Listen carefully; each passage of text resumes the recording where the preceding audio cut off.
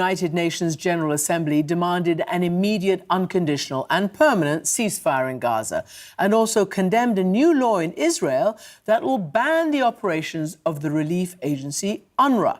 The head of UNRWA, Philippe Lazzarini, is on a tour of capitals that support the agency's work, trying to get that ban reversed. And he joined me here in the studio. Philippe Lazzarini, welcome to the program. Thank you for having me. You are in London as part of your meeting with major donors, the government. Also, you're trying to get supporters to get Israel to reverse the ban on your operations. Is that right? That's correct. The first objective for us is to reverse the ban, to make sure that it is not implemented, because if it is implemented, it would also mean the end of the UNRWA operation in Gaza, but also in East Jerusalem and in the West Bank. And as we know, we have a major humanitarian operation taking place in Gaza.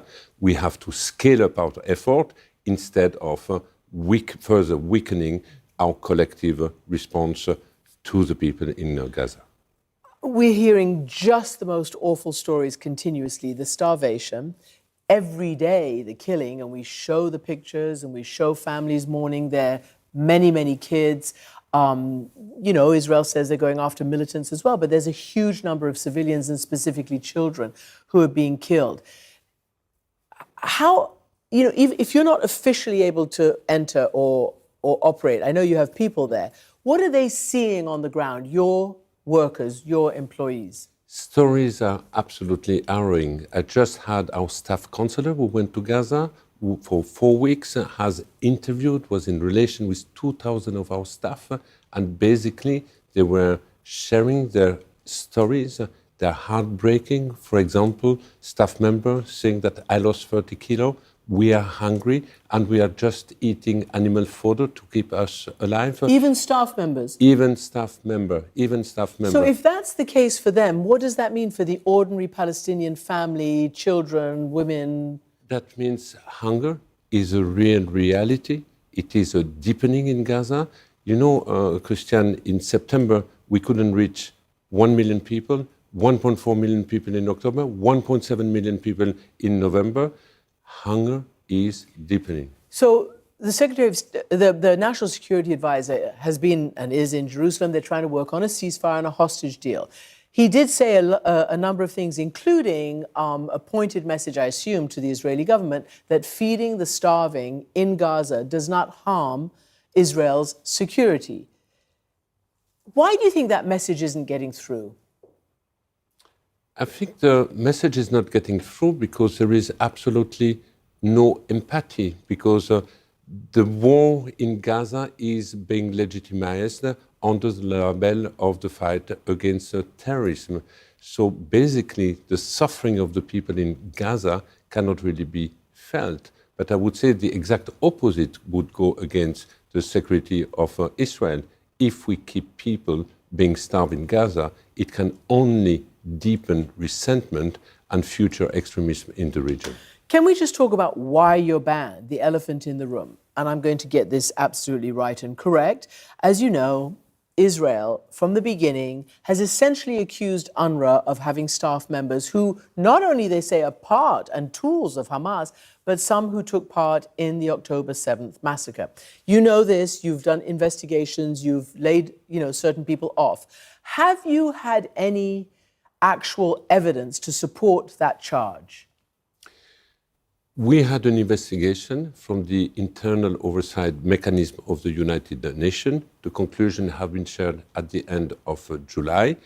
Basically, half the staff, there was not enough evidence, and for half the staff, the conclusion was, if the information is authenticated, this might contribute to, indeed, criminal charges. Conclusion for the agency has been that all the staff has been dismissed, and I have always been very clear. If any of them have participated to the horrible massacre of October 7, this would be a terrible betrayal to the United Nations, betrayal to the Palestinian communities, and that needs to be criminally investigated. But just to be clear for me, did the Israeli authorities present you with evidence that's incontrovertible? No, we have allegation. Most recently, we received a list of 100 staff members. We keep asking for substantiated information to open investigation, but we have never ever received this information even to allow the UN to open an investigation. Meantime, you have said that there is a disinformation campaign being waged against UNRWA, against you, in the United States. You said the Israeli government has placed billboards in cities around the world calling for UNRWA to be eliminated. And we have video, because here's one of them. And this is from a post of the official Instagram account of the Consulate-General of Israel in New York. As you can see, it basically says paychecks for terrorists or humanitarian aid. UNRWA has alternatives, it must be replaced. Is this disinformation campaign working? Have you seen a drop-off of funding or supporting? No, we have seen a resumption of funding over the last year, especially after the number of actions being taken by the agency, after the investigation, but also after a number of reviews, the big exception being the United States. Now, as you rightly said, there are efforts and broad mobilization within the Israeli government to delegitimize the organization. But the real reason, Christian, behind this has nothing to do with Hamas infiltration within the organization. It is politically motivated. The primary aim is to strip the Palestinians from the refugee status, and ultimately, through this, there is a belief in Israel that they will fix once for all the issue of the right of return. So I've heard that before, the idea that UNRWA has the word refugee in its acronym. And people who want to strip that title say, how can you have refugees generation after generation? They say they're not refugees, these aren't camps, these are bricks and mortar and concrete buildings in Gaza and elsewhere. They are not the exception. You can be a refugee from one generation to another generation until you lose the status of refugee. Look at Afghanistan, look at Somalia. People are refugees now for a number of decades.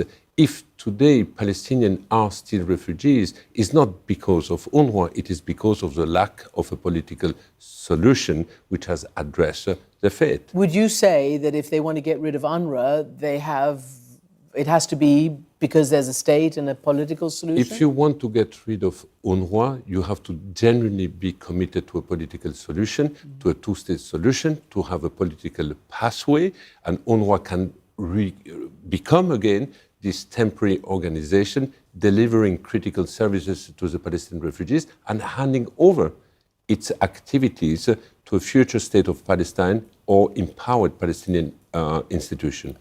So, as I said, Israel accuses UNRWA of being infiltrated by Hamas. Meanwhile, Hamas has repeatedly and publicly accused UNRWA of colluding with the Israeli occupation. That's your view as well. I think I've heard you say that. You said it in Doha as well. How can humanitarian work succeed in a situation like this?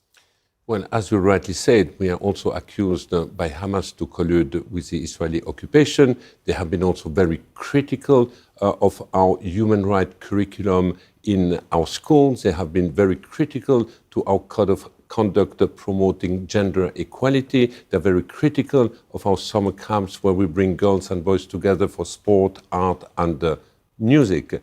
But again, we are a casualty of this war. The real reason why Israel wants UNRWA to be eliminated is because of political region. We keep hearing by the author of the bills that this is an opportunity in one generation to put an end to the victimhood and to put an end to the refugee status. It all trickled down to the refugee status and the right of return. The refugee status of Palestinians. Okay, so I want to ask you this. We're hearing a lot about what's happening to the terrain in Gaza. We cannot get in, but we know from people inside that you can't move here, you can't move there. There's, lines that cross various parts, like the Lazzarini corridor, etc. The north is barely approachable by anybody except, Israel and etc.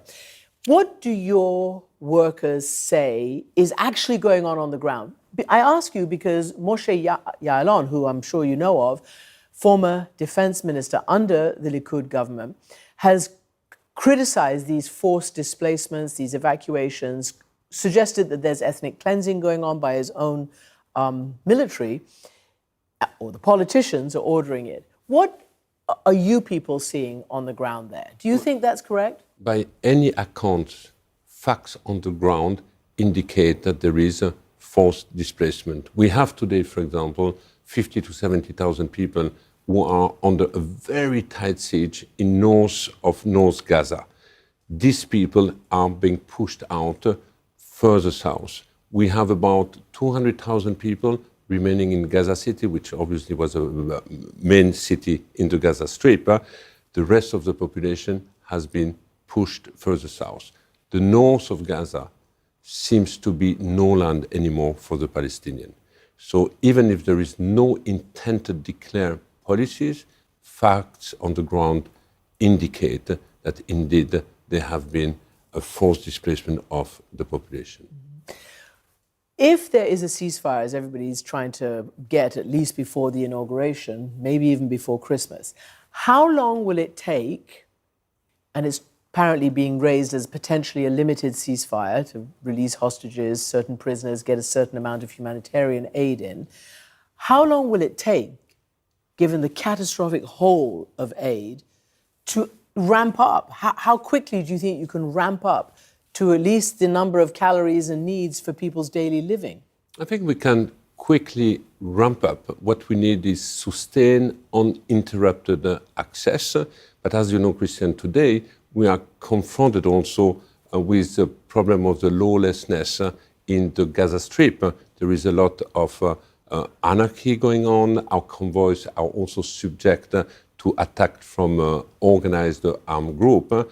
And even is this Hamas or gangsters? No. These are emerging armed families, armed group, criminal gang. Because of the vacuum? Because of the vacuum, absolutely. And we had last night, again, one of these incidents where a convoy of 70 trucks has been entirely looted. And this was a combination of desperate people who looted the trucks, but also of armed group being present on the field. And the Israelis don't help you, No, there was deliver in security? There was a tragedy, unfortunately, intervention of a drone shot at the crowd, and reportedly up to 25 people have been killed. That was before the so-called Flower Massacre? No, it's a repeat of the Flower Massacre. The Flower Massacre, more than 100 people were reported killed. This was a few months ago, but yesterday there was a similar incident in the Flower Massacre, which happened with more than 25 people reportedly killed, and tens have been also injured. It's really, it's just so awful. And the fact that we can't get there on the ground to be able to report it ourselves is very, very frustrating. You talked at the beginning about a lack of empathy on all sides to end this. In Doha this last weekend, I was on a panel in which I was interviewing the Qatari foreign minister, the Indian foreign minister, and the Norwegian foreign minister. And he and the others talked about a double standard when it comes to empathy or criticism of the various breaches of international human rights and humanitarian law that are going on around the world. Here's what he said. The problem now is that we have one part of the world who is highlighting correctly Russia's violations of Ukraine's sovereignty, but being wobbly on Gaza. And then you have another part of the world who are correctly criticizing Israel in Gaza, but rather wobbly on the principles that have been violated in Ukraine. And I proudly say that I stand up for the principles in both cases. I will demand behavior of Russia in Ukraine, and I will demand compliance with international humanitarian law in Gaza. There is a deep feeling in the Arab world, but also in the global South, that there is indeed a double standard when it comes to the application of international humanitarian law, and that the major exception today is Israel. Basically, what we have seen in Gaza is a crossing of all the possible red line, a total disregard for the international humanitarian law, to the risk that it is almost becoming irrelevant. But the feeling in the region is, through that, that in fact, depending on the type of life we are talking about, it matters more than other lives. And just very briefly, if that ban is upheld, it comes into effect at the very end of January, beginning of February.